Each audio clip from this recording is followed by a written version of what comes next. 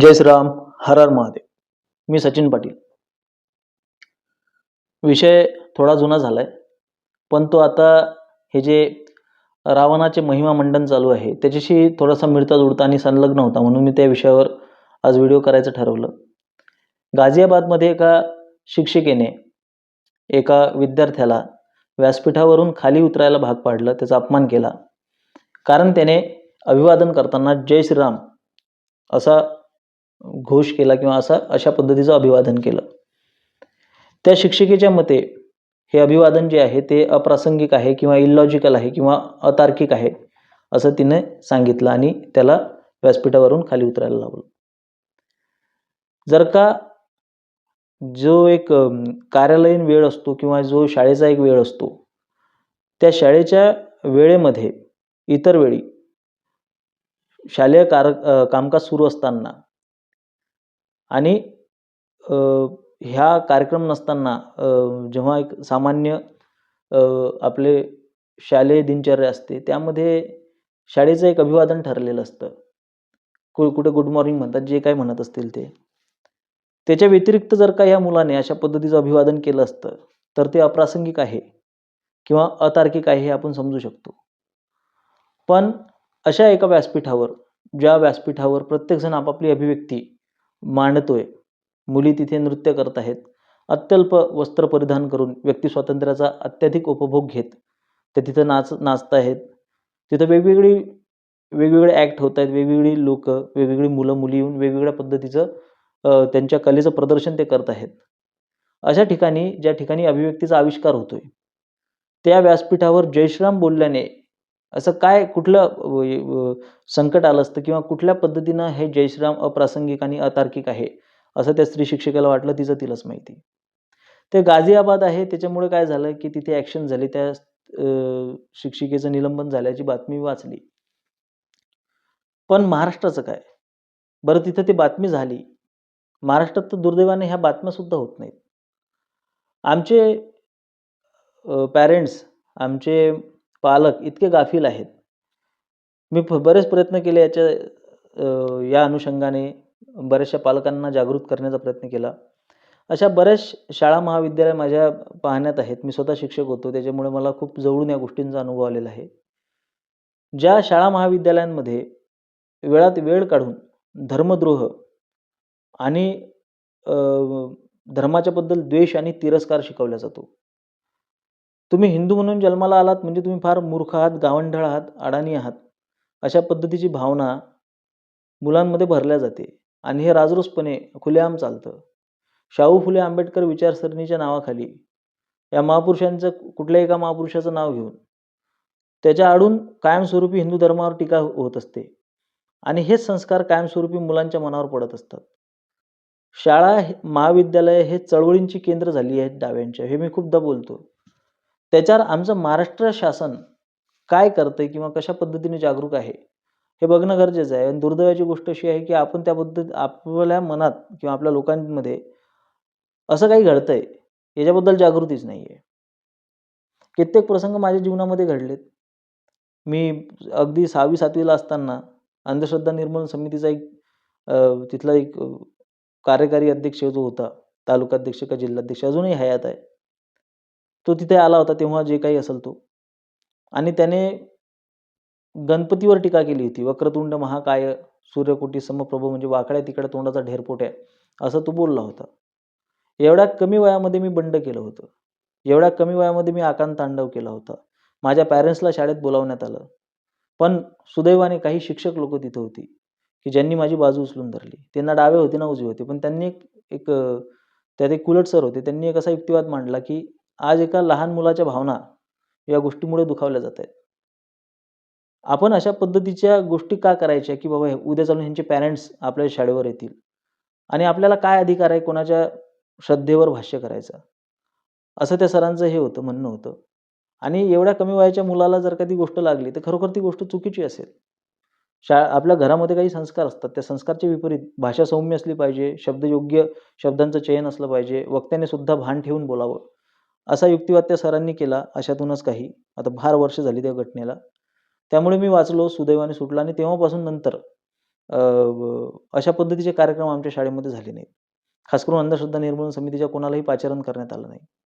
एक 6वी-7वीतला मुलगा बंड करतो आणि त्यांचा कार्यक्रम बंद पाडतो. त्याच्यानंतर तो कार्यक्रम होत नाही. मला काही हे घरून शिकवलेलं नव्हतं. पण ते उपजत माझ्यात आलं होतं, की बाबा ज्या देवतेची पूजा सर्वत्र होते. ठीक आहे बाबा, तुम्हाला ते पटत नसेल किंवा तुम्हाला त्याच्यावर काही आक्षेप असेल, तर तो आक्षेप मांडण्याची एक पद्धत असते. तुम्ही मुलांना जास्तीत जास्त विचार देऊ शकता. त्यांना तुम्ही तुम्ही अशा पद्धतीने तुम्ही त्यांना दुखावू शकत नाही, त्यांना बाध्य करू शकत नाही. कित्येक शाळांमध्ये मुलांना दुखावलं जातंय. टिळा लावला म्हणून मारहाण केली, हाताला मेहंदी लावली म्हणून ते हात घासून काढले, दगडाने घासले, रक्त निघेपर्यंत घासले, हातातल्या राख्या तोडल्या, काप पडेपर्यंत त्या ओढल्या आणि तोडल्या. अशा पद्धतीच्या घटना सर्रास तुमच्या आजूबाजूला घडत असतात. मराठी भाषेचा अपमान केला जातो. मराठी बोलल्यास पनिशमेंट केली जाते, शिक्षा दिल्या जाते. तुम्ही कपाळाला टिळा लावलेला असला तर तुम्हाला अपमानजनक भाषेत तिथं बोललं जातं. हातात बांगड्या घातलेल्या मुलींचा म्हणजे मी बघितलंय की त्या मुलींचा विनयभंग होतो. एक शिक्षक आहेत, हातात बांगड्या घातलेल्या मुलीचा हात पकडून ओढतात आणि त्या बांगड्या काढतात हाताने. शिक्षक आहेत. पण कुठल्याही पालकाची माय व्याली नाही, की माझ्या मुलीला तू हात कसा लावला? हे विचारायची. शाळा मोठी आहे. तिथे खूप नंबर लागलेले असतात. तिथे जाण्यासाठी वेटिंगवर मुलं असतात. या अशा मोठमोठ्या शाळा महाविद्यालयांमध्ये आम्ही जेव्हा आमची मुलं टाकतो, तेव्हा त्यांच्यासोबत तिथं काय होतंय? ह्याच्याबद्दल पालक जबाबदार आहे का नाही पालकांची काही? त्याच्याबद्दल ते जागरूक आहेत का नाही? तुम्ही जीवाचं रान करून मुलांना धर्मशिक्षण देता, त्यांना धर्मसंस्कार देता, मुलांना पाया पडायला शिकवता आणि तिथे शाळेत गेल्यानंतर तो शिक्षक सांगतो, की पाया पडणे हे गुलामीचं लक्षण आहे. हे ब्राह्मणीकरण आहे.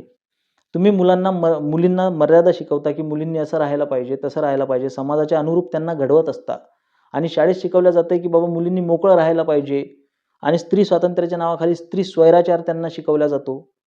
तुम्ही जर का अनावरण नावाची कादंबरी जर का तुम्ही एस. एल. भैरप्पाची वाचली असेल, तर त्यामध्ये एक शिक्षक कसा शिक्षक किंवा शिक्षिका असते शाळेमध्ये, शिक्षक असतो. तो कसा मुलीला प्रोत्साहित करतो लव्ह जिहादसाठी आणि सेम अशी घटना मी एकदा प्रवास करत होतो. प्रवास करत असताना माझ्यासोबत बरीचशी मुलं त्या दिवशी होती. आम्ही कारमध्ये होतो, एका कार्यक्रमाला जात होतो आणि मला एक फोन आला. फोन स्पीकरवर लागला. गाडीमध्ये गाणे ऐकत होतो आम्ही आणि असं मीराबाईचं भजन चाललेलं होतं सुंदर एकदम आणि तेव्हा सर्वांनीच तो कॉल ऐकला. तो एका मुलीचा फोन होता. तिला मी शिकवलेलं आहे आणि तिला त्यावेळी दुसरं कोणी सुचलं नाही आणि तो विषय हिंदू-मुसलमान असल्यामुळे तिच्या डोक्यात पटकन मी आलो आणि तिने मला फोन केला. तिच्या आणि विशेष म्हणजे ती महाविद्यालयीन तरुणी होती आणि तिच्या शाळेमध्ये एक शिक्षक तिला ब्लॅकमेल करत होता आणि ब्लॅकमेल काही खूप मोठं तिने काही चूक केली होती, पाप केलं होतं याच्यातला भाग नाही. तर तिने एकदा कॉलेज हे करून पाडून ती मैत्रिणीच्या लग्नाला गेली होती आणि वडील रागावतील. आता मैत्रिणीचं लग्न आहे, वडील रागावतील म्हणून तिने त्या शिक्षकांनी सांगितलं, "मी ॲडजस्ट करतो, तू काळजी करू नको." आणि त्या मुस्लिम शिक्षकाने पुढे तिला ब्लॅकमेल करायला सुरू केलं. आता इथे हिंदू-मुस्लिम हा विषय सुद्धा मला करायचा नाहीये. कुठलाही शिक्षक असो, कुठलाही शिक्षक, तो हिंदू असो किंवा मुसलमान असो, तो तिला ब्लॅकमेल करतोय. आणि त्या मुलीने जाऊन तिच्या वडिलांना हे सांगण्याच्या ऐवजी एका तिर्राईत शिक्षकाला ही गोष्ट सांगावी. याचं काय कारण असेल? कारण की आमच्या पालकांनी मुलींचे विश्वास संपादन केलेले नाहीयेत. बरं ठीक आहे, तो मुसलमान शिक्षक होता. मी हिंदुत्वावर बोलतो हे तिला माहिती आहे म्हणून ती मला अप्रोच झाली आणि त्याहीपेक्षा वाईट गोष्ट अशी होती. त्याहीपेक्षा वाईट गोष्ट, की एका शिक्षिकेने, जे ना हिंदू होती ना जे मुसलमान होती, जे फक्त धर्मद्रोही होती, प्रचंड धर्मद्रोही होती. बऱ्याच दिवसापूर्वी धर्म सोडलेला असून सुद्धा अखंड म्हणजे ते जय भीम, जय भीम युतीच्या प्रेमात अखंड बुडालेली ती शिक्षिका होती आणि तिने या मुलीला धमकावलं स्टाफ रूममध्ये बोलवून, की जे जसं चालतंय ते तसं चालू दे. सुदैवाने मुलीचा मामा हा डाव्या विचारसरणीचा जरी असला तरी खूप शक्तिशाली होता. आम्ही ते प्रकरण बसून ते ज्या पद्धतीनं त्या मुलीचं नाव बाहेर नाही येऊ देता सगळं न करता सांभाळलं. त्या मुलीच्या मामाने पूर्ण त्या इन्स्टिट्यूशनला घोडे लावले. त्या शिक्षकाची बदली झाली. हा भाग नंतरचा. पण त्या मुलीने व्यक्त कोणाकडे व्हावं? पालकांनी मुलांना असं सोडून दिलेलं आहे शाळा महाविद्यालयांमध्ये. भरवशावर जा साल्यांनो. आणि पुढे परत आता काही दिवसांपूर्वी परत त्याच महाविद्यालयामधून मला तशाच पद्धतीची एक कंप्लेंट आली. तशीच तक्रार आली. परत तिथला जो आता ॲडमिनिस्ट्रेशन डिपार्टमेंटमधला आहे तो मुसलमान आहे. एका महापुरुषाच्या नावावर चालणारं ते महाविद्यालय आहे, पुरोगामी महापुरुषावर. तिथला संस्थाचालक पुरोगामी, सगळे तिथले पुरोगामी आहेत आणि अशा पद्धतीचे तिथं केसेस घडत आहेत, किस्से घडत आहेत. पण आमच्या पालकांना असं वाटते की मोठं महाविद्यालय आहे, महाविद्यालयाचं नाव मोठं आहे. आमच्यापर्यंत ज्या घटना येतात, ज्या आम्ही बाहेर दुर्दैवाने बोलून दाखवू शकत नाही. मुलींच्या नावाचं बदनामी होते. आम्ही अशा किस्से, अशा गोष्टी आम्ही रिव्हील करू शकत नाही, लोकांना सांगू शकत नाही. पण जेव्हा आम्ही बघतो, तेव्हा आमच्या असं लक्षात येतंय की बाबा जाणीवपूर्वक अशा पद्धतीच्या गोष्टी शाळा महाविद्यालयांमध्ये होत आहेत. जाणीवपूर्वक शाळा महाविद्यालयांमध्ये तुमच्या मुलांचं ब्रेन वॉश केलं जातंय. जाणीवपूर्वक ज्या पद्धतीने मावने रेड आर्मी विद्यार्थ्यांची उभी केली होती, तशा पद्धतीचं एक सैन्य उभं करण्याचं काम सुरू आहे. एका महाविद्यालयामध्ये शिक्षक मुलांना लाल सलाम करायला शिकवतात. पण ते लाल सलाम सोबत जय भीम म्हणायला मुलांना शिकवतात. त्याच्यामुळे कोणीच आक्षेप घेऊ शकत नाही. तिथले मुख्याध्यापक मला म्हटले, की "आपण आक्षेप नोंदवला तर सर अॅट्रॉसिटी होईल आणि घोडे लागतील आम्हाला." मी म्हटलं, "मग निदान लाल सलामला तुम्ही विरोध करा." तर म्हणे, "नाही, नाही, ते दोन्ही मिक्स करून बोलतात." म्हणे, "मग तुम्ही म्हणताय आमच्या जातीच्या विरोधात आहे," वगैरे, वगैरे अशा पद्धतीचे. या चळवळी तुमच्या शाळा महाविद्यालयांमध्ये सुरू आहेत. दुर्दैवाची गोष्ट आहे, की आमच्या सगळ्या पालकांनी डोळे मिटून घेतलेले आहेत आणि याच्यात पालकांचा सुद्धा दोष नाही. ज्या संघटना, जे पक्ष स्वतःला हिंदूंचे उद्धारकर्ते म्हणतायत, दुर्दैवाची गोष्ट अशी आहे त्यांचं सुद्धा याच्याकडे लक्ष नाहीये. तुम्हाला समाजामध्ये जागृती पसरवावी लागेल ना, तुम्हाला समाजामध्ये जावं लागेल. आज रावण घराघरामध्ये पोहोचलाय. मी काल एक पोस्ट टाकलेली आहे, तुम्ही बऱ्याच लोकांनी वाचली असेल, की त्यामध्ये मी आक्षेपार्ह जे आहे त्यातलं त्याला मी एकदम पॉर्नोग्राफिक कंटेंट म्हणतो, ज्यामध्ये बलात्काराचं उदात्तीकरण केलेलं आहे, की सासऱ्याच्या समोर मी सुनेला भोगलं आणि शरीरापेक्षा मानसिक सुखच जास्त भेटलं. अशा पद्धतीचं लिखाण ज्याच्यामध्ये केलेलं आहे आणि ज्याला योग्य दर्शवलेलं आहे. रावणाच्या ह्या कृतीला ज्यामध्ये योग्य दर्शवलेलं आहे, ते पुस्तक आमच्या कित्येक भगिनींनी आज वाचलेलं आहे. कित्येक मुलींनी त्याच्यावर लेख लिहिलेले आहेत माझ्या संपर्कातले, की रावण राक्षसांचा राजा शरद तांदळेंची अत्यंत उत्कृष्ट कादंबरी आहे. भाऊ असावा तर रावणासारखा असावा. काय लोकांच्या बायांना भोगणारा, त्यांच्यावर बलात्कार करणारा.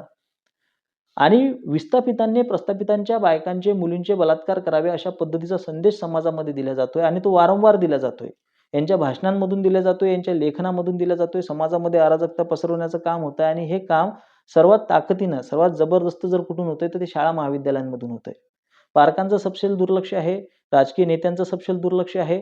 ज्यांचं लक्ष आहे ते काही करू शकत नाहीत, ते घाबरलेले आहेत, ते शांत बसलेले आहेत. आणि अशा पद्धतीच्या जर का आमच्या पिढ्या घडत असतील, अशा पद्धतीचे संस्कार जर का आमच्या मुलांवर होत असतील, तर सत्तेमध्ये कोणीही असून काय फायदा? शाळा महाविद्यालय हे नागरिक बनवण्याचे कारखाने असतात. नका तिथे धर्मशिक्षण देऊ, नका तिथे ज्ञानेश्वरी शिकू, नका तिथे गाथा शिकू. पण महाविद्यालयाच्या विद्यार्थ्यांना घरामध्ये ज्या पद्धतीचे संस्कार दिले जातात, ते संस्कार तरी निदान खोडून काढू नका. पाया लागू नका म्हणणाऱ्यापासून तर कपाळाला टिकली लावू नका सांगणाऱ्यापर्यंत शिक्षक राजरोसपणे त्या शाळा महाविद्यालयांमध्ये फिरत आहेत. स्वातंत्र्यवीर सावरकरांपासून तर टिळकांचे नाव घेऊन घाण आणि अश्लील शिव्या देणारे शिक्षक लोक सुद्धा आहेत. घाण आणि अश्लील शिव्या लक्षात घ्या. तुम्ही फक्त मुलांना पकडा आणि विचारा ना कधी, की सावरकरांबद्दल कुठल्या शिक्षकाचं काय मत आहे, काय कुठल्या पद्धतीचं विष त्याच्या डोक्यामध्ये पेरलं जातं शाळेमध्ये. आमच्या मायबापांना काही एक सोयरसूतक नाही, काही देणे-घेणे नाही. ते पोरगं शाळेत गेलं पाहिजे, त्यानं गच्च मार्क्स मिळवले पाहिजेत, त्यानं मस्त स्वच्छ राहायला पाहिजे, टापटीप राहायला पाहिजे, घरापर्यंत त्याला घ्यायला गाडी आली पाहिजे. शाळेमध्ये तिकडे आई घालू देत, आमच्या बापाचं काही जात नाही. शाळा महाविद्यालयांमधले पसायदान बंद झाले, शाळा महाविद्यालयांमधले गुरुर ब्रह्मा गुरुर विष्णू बंद झाले, शाळा महाविद्यालयांमधले सगळे जे धार्मिक संस्कार होते ते बंद झाले, जे नैतिक संस्कार होते ते सुद्धा बंद झाले. जर का शिक्षक लोकच जर का विद्यार्थ्यांना बलात्कार करणं कसं उचित आहे, योग्य आहे आणि रावण कसा महापराक्रमी आणि दानशूर आणि नैतिक होता हे जर शिकवत असतील आणि दुर्दैवाने हे शिकवत आहेत. प्रत्येक शाळेमध्ये असा एक शिक्षक आहे, प्रत्येक शाळेमध्ये. हे दुर्दैवाची गोष्ट आहे आणि संस्था चालकापासून मुख्याध्यापकापर्यंत कोणीच काही करू शकत नाही त्याचं वाकडं. लव्ह जिहाद सारखे प्रकरण शाळा महाविद्यालयामध्ये सर्रास चालत आहेत. मुली बाटवल्या जात आहेत. असं नाही की पळूनच नेल्या जातात, बाटवल्या जात आहेत. याला सुद्धा शिक्षक लोक समर्थन देत आहेत. अशा पद्धतीच्या कित्येक प्रकरणं आमच्यापर्यंत येतात, पण आपण काही करू शकत नाही. दुर्दैवाची गोष्ट अशी आहे की सगळे खापरं मुलीच्या डोक्यावर फोडल्या जातात. पालकांचं सपशेल दुर्लक्ष आहे. पालकांचं काही एक देणं घेणं नाही. पालकांना मुलं मरोत की जगोत फक्त पैदा करून सोडून द्यायची. शाळे आणि महाविद्यालयांच्या भरोश्यावर. एवढंच काय ते पालकांनी त्यांचं कर्तव्य ठेवलेलं आहे. गेल्या काही दिवसातले तुम्ही बातम्या वाचा. त्यामध्ये 5वीच्या मुलापासून 5वीच्या मुलापासून ते 9वीच्या मुलीपर्यंत शाळेतल्या महाविद्यालयातली विद्यार्थिनी अशा कित्येक मुलांनी आत्महत्या केल्याच्या तुम्ही हे बघा, बातम्या बघा. सर्वाधिक आत्महत्या होत आहेत. शालेय तरुण, महाविद्यालयीन तरुण तरुणी आत्महत्या करत आहेत. काय कारणं असतील? त्याच्यामागे काय त्यांना असा कुठला ताणतणाव आहे? फक्त मायबापांचं एवढंच कर्तव्य आहे का, की त्यांना इतकं ताणायचं की ते तुटून जातील आणि तुटून आत्महत्या करतील. कुठल्याही पद्धतीचं धर्मावर भाष्य करायचं नाही, कुठल्याही पद्धतीचं संस्कारावर भाष्य करायचं नाही. बाप पोराचे देखत तंबाखू खातो आणि पोराला सांगतो, "बाबू तंबाखू खाऊ नको, नाही तर असे दात होतात बघ." अशा पद्धतीने तुम्ही संस्कार देणार आहात का मुलांना? धर्म हा आचरणातून येत असतो. "एथ वडील जे जे करती तया नाम धर्म ठेवती, एरतो अनुष्ठती सामान्य सकळ." ज्ञानेश्वरीमध्ये माऊली ज्ञानोबारायांनी सांगितलेलं आहे. धर्म तो आहे जे वडील आचरतात. पण वडिलांनी, पालकांनी आपण खरोखर त्या पद्धतीचं आचरण करतोय का हे बघणं गरजेचं आहे. जर का किटी पार्टीजमध्ये राहत असेल, उच्च मध्यमवर्गीय लोकांमध्ये ही समस्या सर्रास आहे. आमच्या आयाच अशा झालेल्या आहेत, भयंकर झालेल्या आहेत. त्यांना म्हणजे पाहता सोय नाही. कुठल्यातरी संघटनेची, अमक्या-ढमक्या संघटनेची अध्यक्ष असते, हातात पर्स घेते आणि जाते हिंडायला गावभर. हां, पोरं तिकडे बसतायत बोंबलत आई-आई करत. अशा सुद्धा मी बायका बघितलेल्या आहेत. पोरांना हाताने भरून देताना एक हातात मोबाईल आणि दुसऱ्या त्याच्या तोंडात घास जातोय का नाकात घास जातोय तिचे सुद्धा लक्ष नाहीये. दिवसभर टीव्ही समोर बसून सुद्धा आमची मेथीची जुडी नेसताना सुद्धा आमच्या डोळ्यासमोर टीव्ही असली पाहिजे. घरामध्ये धार्मिक संस्कारनी पायात चप्पल घालून स्वयंपाक बनवला जातोय आजकाल. सर्रास हे चित्र आपल्याला बघायला मिळतं. कुठल्याही पद्धतीचे धार्मिक संस्कार आम्हाला दिले जात नाहीत. घरात, बाहेर कशा पद्धतीचे कपडे हे करावे आणि हे आम्ही सांगून काय फायदा? आजकाल तर असे प्रतिष्ठित आमचे नेते आहेत, की ज्यांच्या नेत्यांच्या बायकाच स्वतःच्या एकदम तरुण मुलीला घेऊन अत्यंत कमी कपडे घालून प्रदर्शन मांडतायत समाज माध्यमांवर आणि त्याला सुद्धा वॉव! ते तिचं स्त्री स्वातंत्र्य आहे. किती छान, उत्तम. याला बंडखोर स्त्री म्हणतात.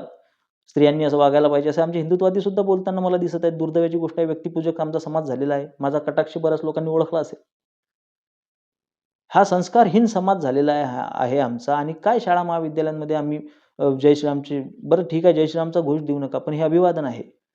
लक्षात घ्या. राम-राम हे अभिवादन आहे. राम राम दोन्ही अक्षरे भवानी शंकरे उपदेशिली. तुका म्हणे काय म्हणूयास्या लोका.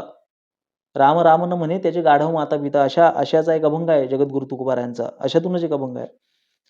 तर त्या व्यक्तीचे ज्याचे गाढव माता पिता आहेत त्याला राम नामाचा फार तिटकार असतो, तिरस्कार असतो. या सगळ्या गाढवीच्या पोटचे जे जन्माला आलेले आहेत आणि ते जे आमच्या शाळा महाविद्यालयांमध्ये आलेले आहेत आणि जे आमच्या विद्यार्थ्यांना शिकवत आहेत. दुर्दैवाची गोष्ट अशी आहे, की हा वर्ग आमच्या समाजाला बनवत आहे, घडवत आहे आणि त्याच्यामुळे आम्ही जबरदस्त आणि जोरात पतनाकडे जातोय. प्रत्येकाने जागृत होणं गरजेचं आहे. माझे विचार पटत असतील तर सहकार्य असू द्या. माझं पुस्तक आहे हिंदुत्व स्थिती आणि गती मागवा. धन्यवाद. जय श्रीराम. हर हर महादेव.